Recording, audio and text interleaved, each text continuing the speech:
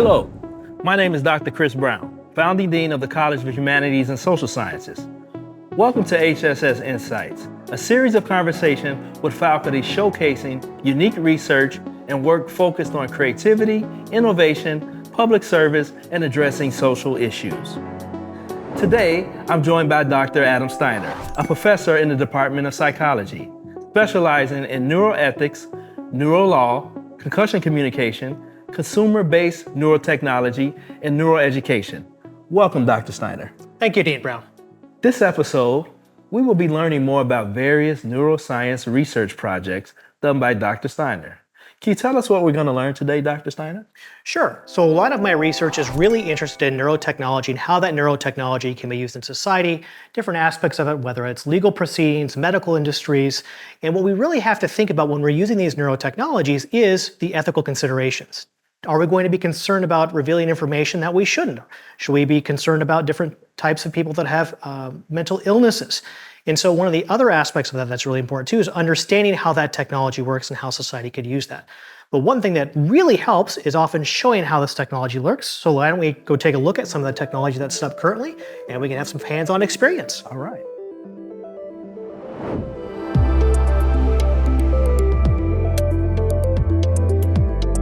Dr. Steiner, tell us what's happening.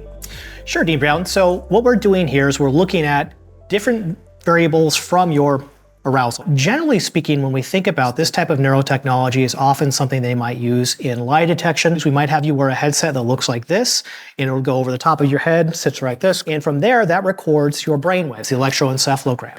And that is also predictive about what you might be thinking about. As you think more about complex subjects, as you think more about lying, different parts of your brain are active. What are we reading here and how all these connections work? Sure. Pull out this kind of data.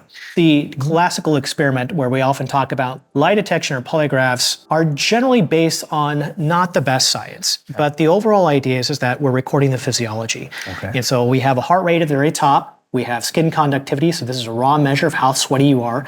And then if algorithm we apply to that then tries to smooth it out and look for any general trends. In lie detection or polygraphs, you're looking at increases in skin conductivity because that means you're sweating. Mm-hmm. You're sweating because you're more stressed. The more stressed you are, the more you're trying to think about what you're going to be lying about, and the more you're going to be engaging parts of your brain, especially areas towards the frontal part of the brain here, as well as slightly towards the midline on the inside. So if we split this one in half, generally the areas around here where you'd be engaged more in lying.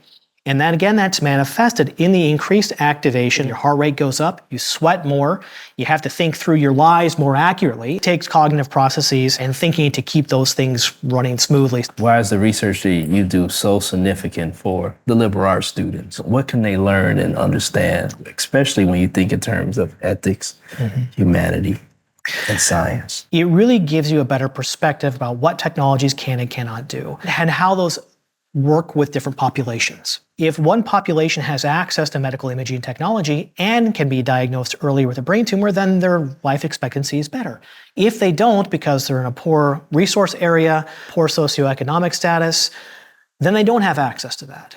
And that means that they're not going to have the same ability to live their lives to the fullest. It means that they're going to be penalized simply because of where they are. The neurotechnologies, it's important to start thinking about how do we democratize, how do we push out these neurotechnologies to many different populations so that they have access to them too, and we take into consideration their cultural backgrounds, the information that they've consumed in their lifetimes, and how that might change what we see in our data sets. Part of it is understanding what the technology can and cannot do. This can tell you basically what oscillations are occurring in the brain, but it's not going to tell you essentially what these oscillations mean. They're just squiggly lines on the screen. That comes down to the basic science that underlies the way these devices work. But you still have to realize that a lot of what they're going to tell you may or may not be accurate. And so part of it's understanding that they will be a part of your lives, but you need to understand the basic science behind them because oftentimes that can help you understand that a lot of it's bogus, right? It's pseudoscience. And unfortunately, pseudoscience can sell some of these devices and encourage people to go out and buy headsets to help boost their meditation. It might, but it also might not too. So what about the cultural phenomenon of zombies and their love for brains? How does your research apply to our understanding of this fascination with zombie culture? Definitely a good question, a little bit outside my expertise, but I'll see what I can figure out here. The whole idea of zombies, I believe there's some evidence that it came about from different religious practices that would use different chemicals to alter brain states. And those chemicals would make people compliant, they'd make them fairly slow, it'd make them act more or less like a zombie. Right. And so it kind of became this idea that, oh, zombies are slow, they're shuffling, they're fast, same with everything else. And brains, I think they just like brains because theoretically, if they were given a drug in real life, that would be affecting their brain. Right. It's, again, one of those really interesting things that kind of starts to blur the line between what we think about culturally, what we think about in terms of society and movies and entertainment, as well as there are, like I said, there's some, I believe, some religious aspects that filtered into that as well. Thank you, Dr. Steiner, for sharing this information with us. Should we go to the neuroscience lab? Yeah, that'd be great. We could take a look at some different neurotechnologies, and I believe there's probably some students down there too. All right, great. Let's meet the students as well. All right. Sounds good.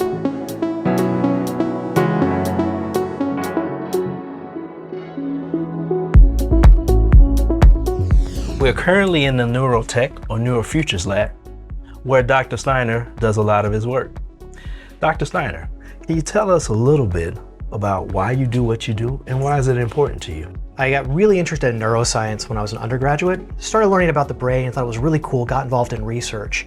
And research became kind of a fundamental part of who I am and what I do as an educator.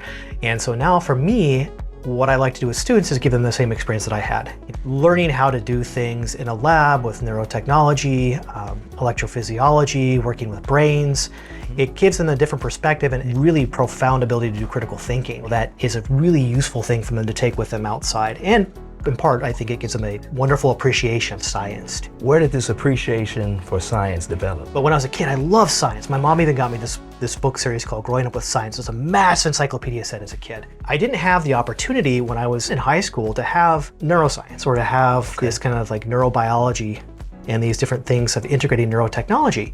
And then I was in college and I saw a class called physiological psychology. I'm like, that sounds really cool. This is what I want to do. This stuff is awesome. I want to learn about the brain. I want to learn how it affects behavior.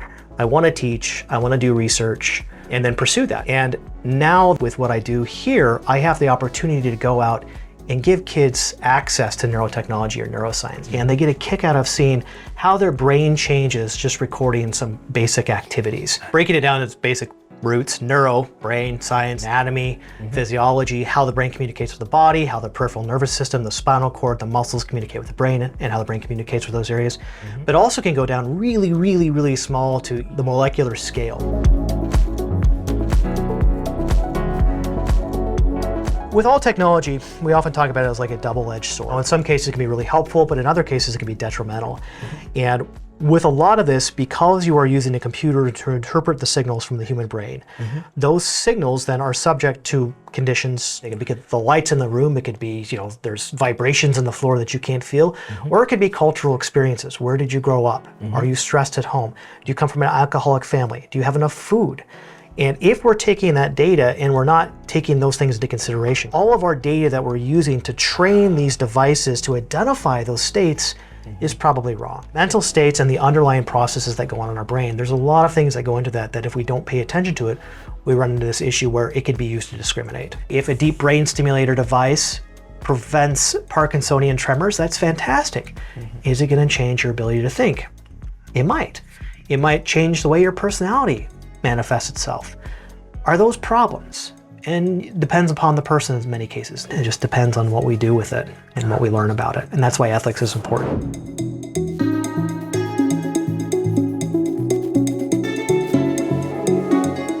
Here's some selection of different devices. And so a lot of these, especially this one in particular, kids love, is this is a portable EEG device. And pretty much what happens is kids put on a headband that looks about like this. And there's these two contacts. And these wires clamp to the two contacts, and they wear this on their head like a sweatband. And then when they're thinking through things, the computer will display changes in a wave that's on the screen. And that matches what they're doing. They blink really hard. This picks it up and shows it. It has a little light built into it. And so again, when you push this button, that'll tell them to do certain things. And then they just keep track of the light. That changing red will change, again, the way their brain functions, and they'll be able to see that on a computer screen and understand that something in their brain has happened. So the basic way we talk about this is often that the brain is connected to the body through wires. You have wires that go from your brain to your body and from your body to your brain. And each one of these wires contains information or kind of that electrical impulse that causes the muscles to contract. But at a fundamental level in the brain, there's all sorts of things going on in the brain that govern these different properties. And this is an EEG set or an electroencephalogram set, so you can take a look at it if you want. It's wireless. But these contacts touch the scalp and they're all over the scalp and they're configurable. So you can put them in different locations and record different things. And what they've shown in kids is that they can use headsets like this in a classroom setting to do a type of neurofeedback using the technology to tell them a little bit about what their mental space is. Can you talk about, let's say, concussions or CTE and the impact of that kind of research on what you do? Everybody's brain is going to more or less be the same. They're going to about look like this. And they sit inside of our skull conveniently and they're protected. But what happens during a traumatic brain injury or a mild traumatic brain injury like a concussion is the brain bounces around a little bit.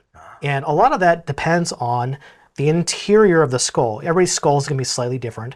And the geometry of it can cause damage. With some of these technologies too, they're actually piloting different ways to use EEGs, much like this one, to record how people are focusing with their eyes to be a very easy early diagnostic criterion for mild traumatic brain injuries. To say, okay, you're on the bench, you got hit pretty hard, okay, let's see, you're going to put this headset on, I'm going to have you watch these cursors on the screen. Oh, you're not tracking the way you should be.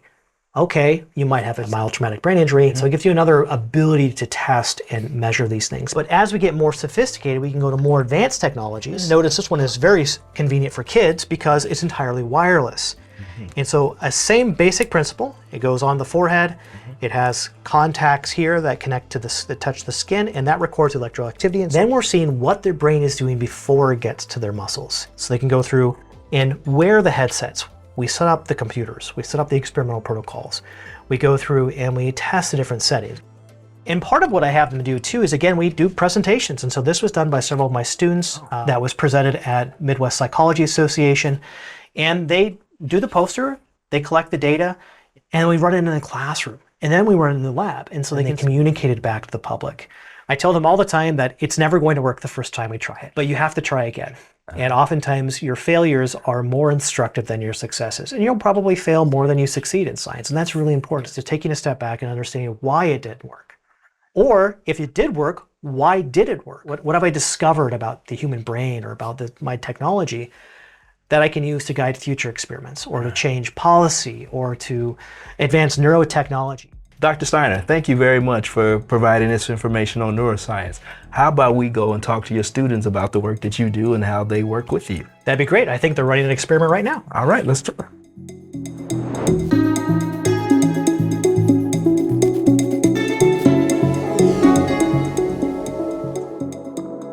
Hi, everyone. I have Dean Brown with me. Whoa, Mario Brothers. Oh man, that's cool. I used to beat this game all the time.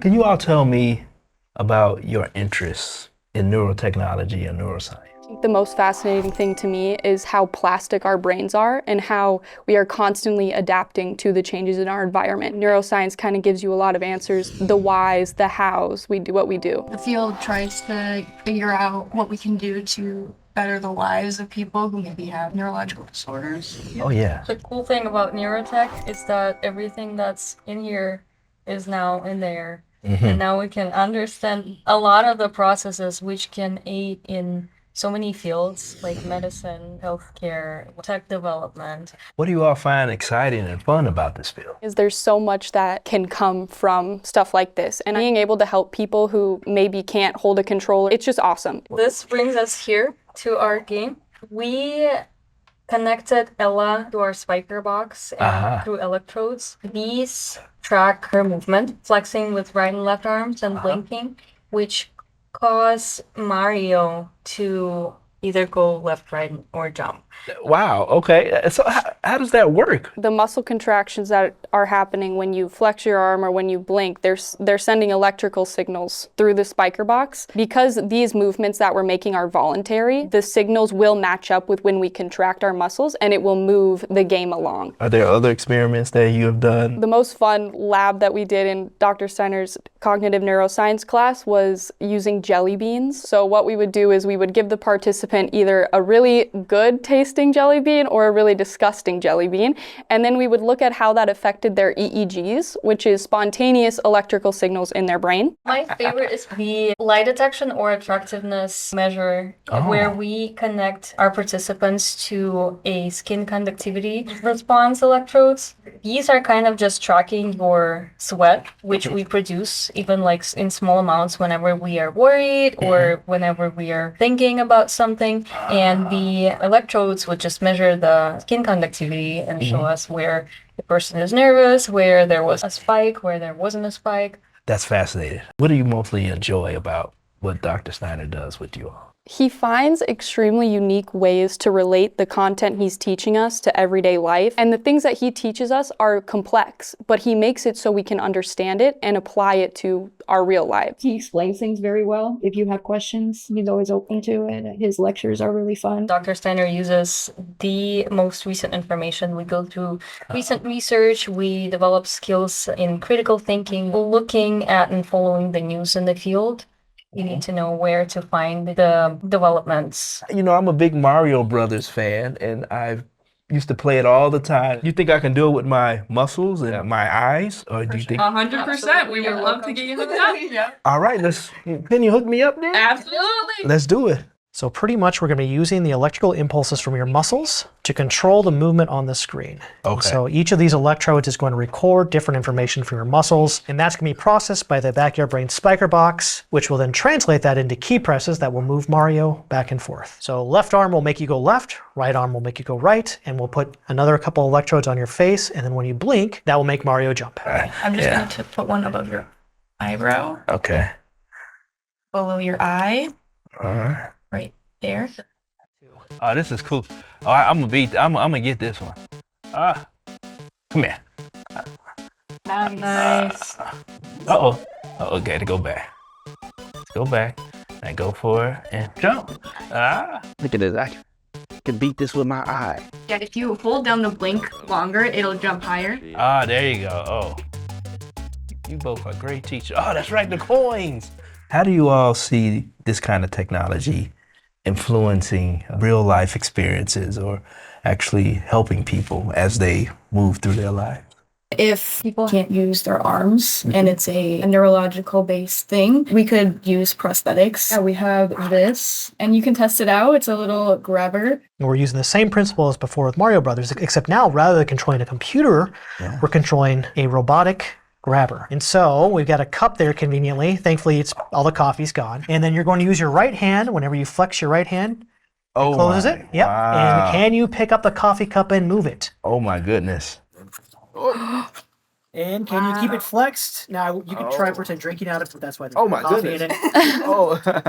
As soon as you relax that arm, then it's gonna drop. Oh, I see what you said. Okay. Yep. Wow. So like rather than going to the computer directly, instead it just powers a tiny electrical motor in there that makes those grabber jaws open and close. And so rather than sending a key command, there's a motor here, and it interprets the electrical signal here, sends the command to the motor. The motor either constricts or relaxes based off of whatever your arm is doing. Depending upon whatever prosthetic device you're doing, you can fine tune it or make it grab stronger or grab weaker depending upon what you might be doing, either holding a pencil or using a hammer. I see.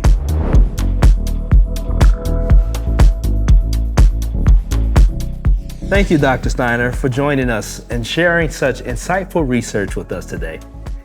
If you are interested in learning more about Professor Steiner and his work with neuroscience and neurotechnologies, visit hss.mnsu.edu/psychology.